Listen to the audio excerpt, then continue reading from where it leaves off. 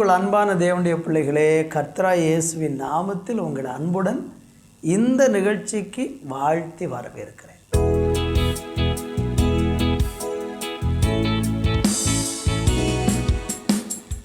உம் அன்பு எத்தனை பெரிதையா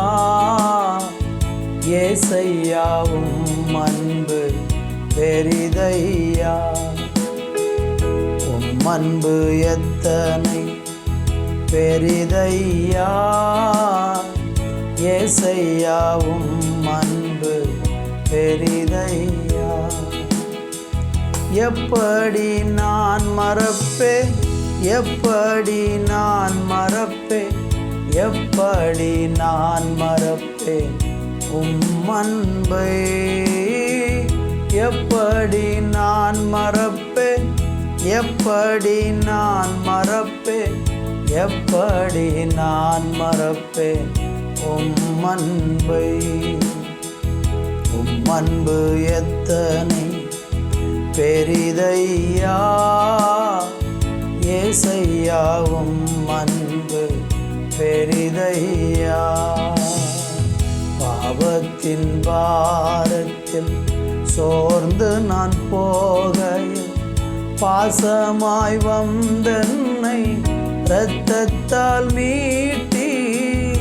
பாவத்தின் பாரத்தில் சோர்ந்து நான் போகையில் பாசமாய் வந்தென்னை இரத்தத்தால் மீட்டீர்.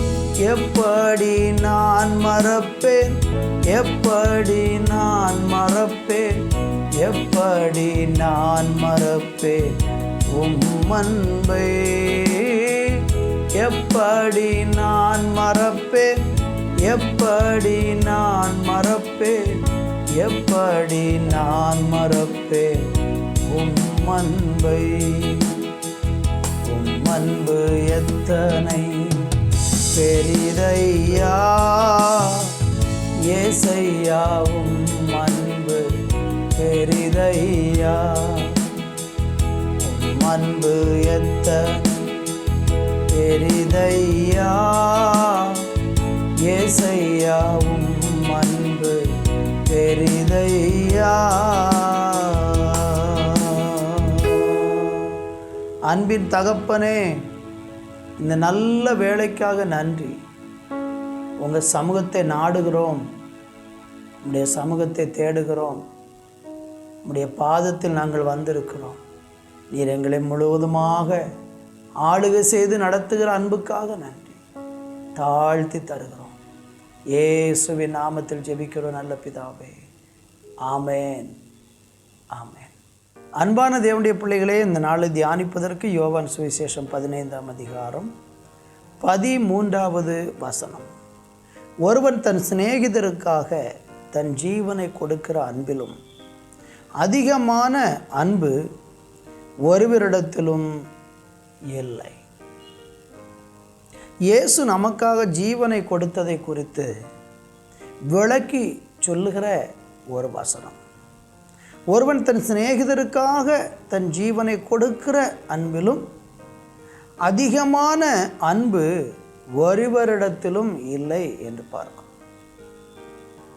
யோவான் சுவிசேஷம் 10ஆம் அதிகாரம் 11ஆம் வசனம் சொல்லுகிறது, நான் நல்ல மேய்ப்பன், நல்ல மேய்ப்பன் ஆடுகளுக்காக ஜீவனை கொடுக்கிறான்.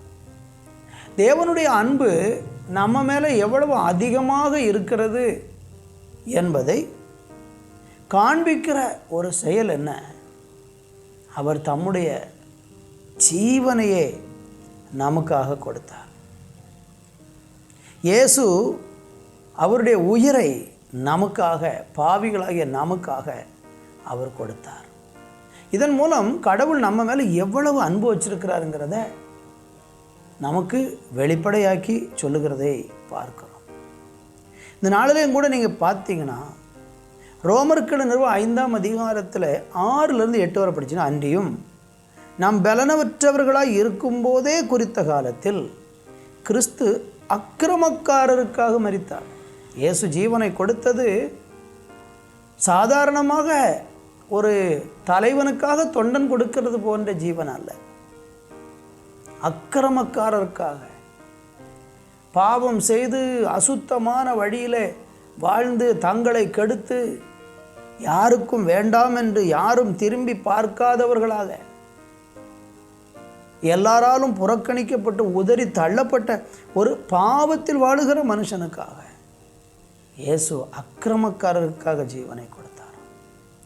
அடுத்த வசனம் சொல்லுகிறது, நீதிமானுக்காக ஒருவன் மரிக்கிறது அரிது, நல்லவனுக்காக ஒருவேளை ஒருவன் மரிக்க துணிவான்.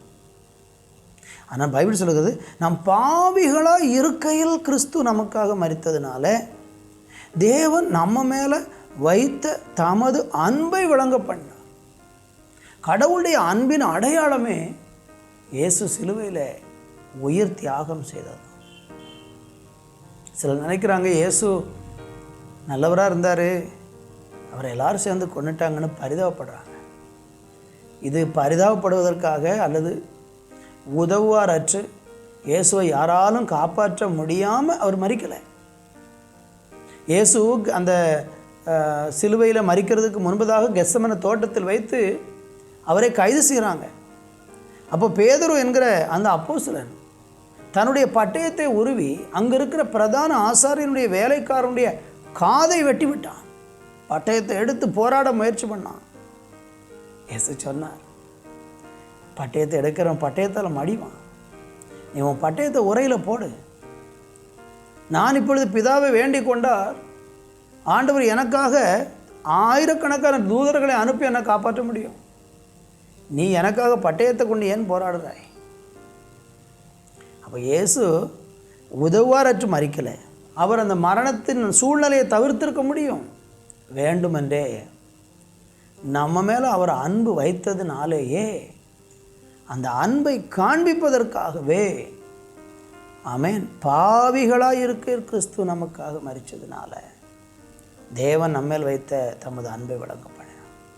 இந்த வார்த்தையை கேட்டுக்கொண்டிருக்கிற சகோதரனே, சகோதரியே, வாலிப தம்பி, தங்கச்சி, நீ இன்னும் பாவம் செய்து கொண்டிருக்கிறாய். ஆனால் உன்னுடைய பாவங்களுக்காகத்தான் இயேசு மரித்தார்.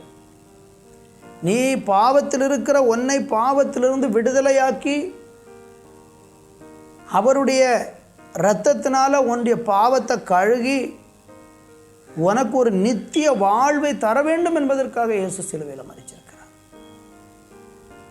அவருடைய மரணம் சாதாரணமானதில்லை. இந்த உலகம் முழுவதற்கும் ஒரு பெரிய மீட்பின் மரணமாக இருந்தது.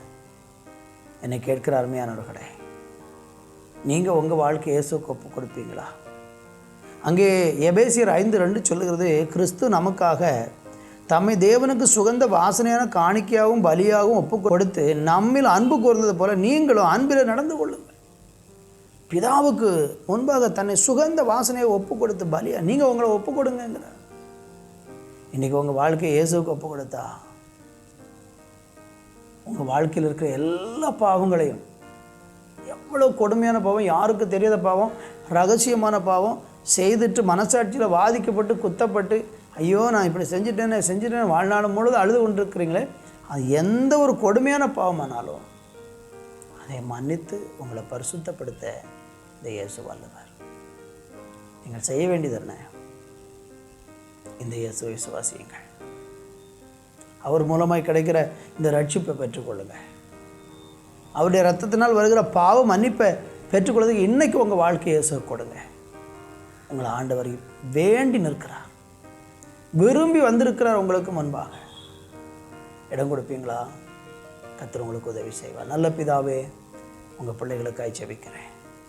யாரெல்லாம் அந்த பாவ அடிமைத்தனத்திலிருந்து விடுதலை பெற முடியாமல் தவிக்கிறாங்களோ அவங்களுக்கு இன்றைக்கு இயேசுவின் இரத்தத்தினால் உண்டாகிற அந்த விடுதலையை கொடுங்க.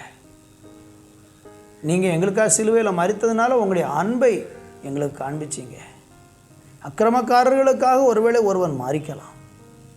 தேவனே, எங்களுக்காக ஜீவனை கொடுத்து பாவ மன்னிப்பை தந்த உம்முடைய மகத்துவமான தயவுக்காக நன்றி. ஒவ்வொருவரை ஆசீர்வதியும். பாவ கண்ணிகள் தெரிப்புண்டு போகட்டும். பிள்ளைகள் விடுதலை ஆவார்களாக. இயேசுவின் நாமத்தில் பிதாவே, ஆமென், ஆமென்.